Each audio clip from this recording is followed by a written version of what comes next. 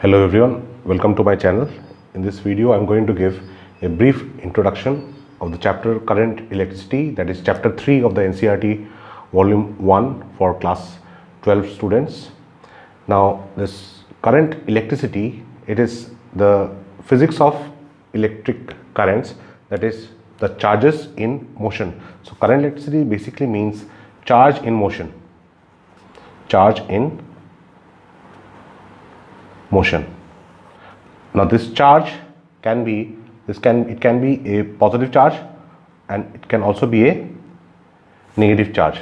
Now basically this topic current electricity is utilized, this concept is utilized in various fields of study. Now the fields of study are like meteorologists, they used this concept to study the lightning or the flow of charges through the atmosphere. The biologists, physiologists and engineers, they are working in the field of medical technology, studying the nerve currents, controlling muscles and other organs. Then electrical engineers, they study the electrical systems like power systems, lightning protection systems, information storage systems. Then space engineers, they use the study of this current electricity for flow of charges from sun, its effect on our communication system and the power transmission system. Now mathematically electric current, it is defined as rate of flow of charge. Okay, rate of flow of charge.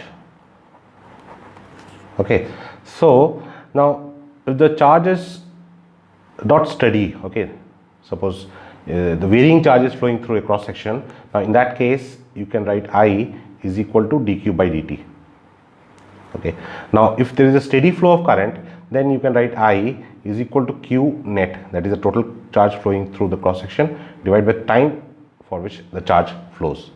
Now this is for steady current and this is for normal varying current. Okay, now suppose you have a conductor, okay, and through this conductor, suppose in a particular cross section, this particular cross section, you have both positive charge q plus and negative charge q minus is flowing through this particular cross section for time t.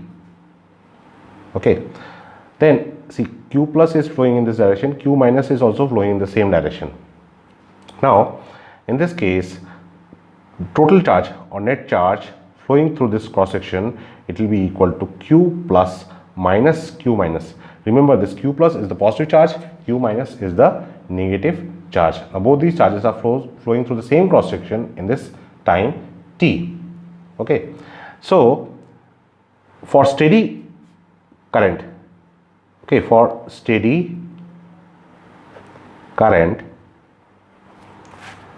this q net, the total charge that flows through this cross section, is proportional to time t. Q net is proportional to time t, or then if I remove this proportionality symbol, I get q net is equal to I into t, where this I is constant, I is the current and this is the steady current. This is the steady current. Okay, so this is the relation for steady current and charge. Now SI unit of current, see, I is equal to q divided by t. Okay, now SI unit of current, we know it is ampere. So how can you define 1 ampere? 1 ampere is equal to unit of charge is coulomb. So 1 coulomb of charge flowing through a cross section in 1 second, then we can say that the strength of the current flowing through the cross section is 1 ampere. Now another important feature of this electric current is, say this suppose you have this conductor. Okay, so conventionally if we say that current is flowing in this direction, okay, now if the current is flowing in this direction, now as we told that this current is rate of flow of charge, and you can have both positive charge and negative charge flowing in a conductor. Okay, so conventionally if direction of flow of current is same as direction of flow of positive charge, and it is opposite to direction of flow of negative charge. This is the convention. Okay, so that means it appears that current has got some direction, but remember this current is a scalar quantity. Okay, this is another important feature. Current is scalar. Okay, you must not forget this. Current is scalar. Now the question arises, if the current is having some direction, a particular direction, we are defining current with the direction. So how can we say that current is scalar? Okay, so for that, suppose you have a wire like this. Okay, wire like this shape, and from this side, suppose this angle is 30 degree. Okay, now from this side, a current of 1 ampere is coming. From this side, a current of 2 ampere is coming. So this is 2 ampere, this is 1 ampere. Then current flowing through this wire, it is 3 ampere. It is independent of this angle. Okay, now similarly, suppose if you have this angle as 90 degree, suppose now this is 90 degree, now this is 1 ampere, this is 2 ampere, then this is 1 ampere, this is 2 ampere, this will be 3 ampere. So this current flowing in this wire is independent of this angle. So that means the law of vectors do not apply to electric current. Okay, law of vectors do not apply to electric current. So we say that current is a scalar quantity. Okay, so this is very important. Current is scalar, it is not vector. Why it is not vector? Because law of vectors do not apply to current. Okay, now next let us see what are the types of electric current. Types of electric current. Okay, suppose this is graph between current I and time t. Okay, now if we have a straight line, okay, so that means this current is not varying with time. Okay, so this type of current is called direct current. Direct current. Okay, now suppose you have a current like this. Okay, but see, though the magnitude of current is changing periodically, but it is always positive, it is throughout positive. So this kind of current is called pulsating current. Pulsating current. Okay, now if you have a current like this, so it is periodic. Okay, but for a particular interval of time it is having a positive magnitude, for a equal interval of time it is having a negative magnitude. Such currents are called alternating current. Alternating current. Okay, now in case you have a current like this,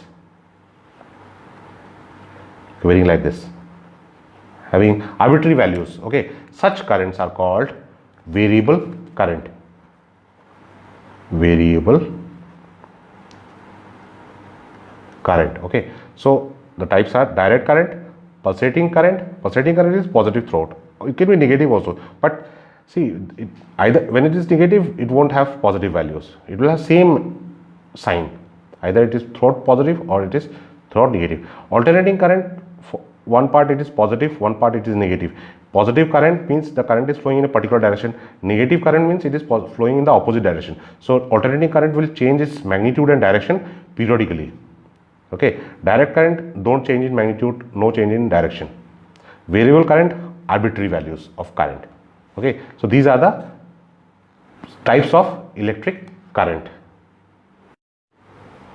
So then we have the current carriers in solids, liquids and gases.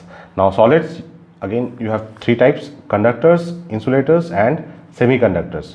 Now in case of conductors, free electrons are the current carriers or charge carriers. Okay, insulators, they don't conduct, so basically they don't have any kind of charge carriers.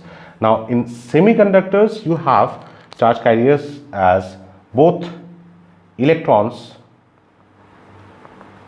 and holes.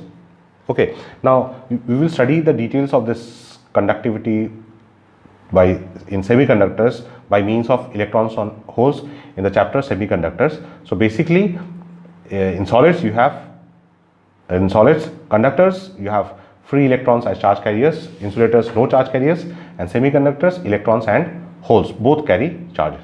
Now in case of liquids, both positive and negative ions, they carry charges. Okay, now this in gases it is quite interesting. See, not normal ordinary gases, normal conditions, they behave like insulators, they don't conduct. Okay, but so normal gases, ordinary gases are insulators, but at high potential and low pressure, high electric potential, okay, high electric potential and low pressure, this gas, they start conducting, they get ionized as positive ions and negative ions, and they start conducting. So basically at this condition, high potential and low pressure, they starts conducting by means of positive and negative ions. Okay, so this is for gases. So these are the charge carriers for solids, liquids and gases.